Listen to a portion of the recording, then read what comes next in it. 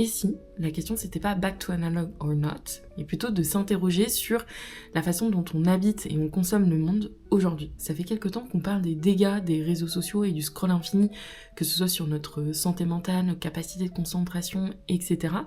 Et on érige un peu en forme de solution le fait de pouvoir quitter les plateformes pour reprendre le contrôle sur notre quotidien et sur notre attention. Et à chaque fois qu'on parle de ce move autour de moi, ça me donne l'impression qu'on pourrait laisser à la porte des réseaux sociaux tous les comportements qu'on a acquis sur les plateformes. Typiquement la compulsivité, la surconsommation, la quête de dopamine constante, bref, tout ce qui rentre un peu dans cette économie de l'attention. Et en réalité, j'ai l'impression que quand on fait cette bascule, on a tendance à calquer les comportements qu'on avait avant en digital sur nos différents loisirs analogiques. Et c'est pour ça que je me pose la question, est-ce que la solution, elle est vraiment dans ce changement d'environnement, ou est-ce que la solution, c'est pas aussi de se pencher sur nos différentes relations au temps, à l'ennui et à la productivité dans nos sociétés? Alors je n'ai absolument pas la réponse à cette question, puisque c'est justement le sujet dans lequel je suis en train de me plonger pour préparer la prochaine édition de ma newsletter. Donc si jamais cette thématique t'intéresse, je t'invite à aller y piquer une tête, et sinon je te dis à très vite au bord du bassin.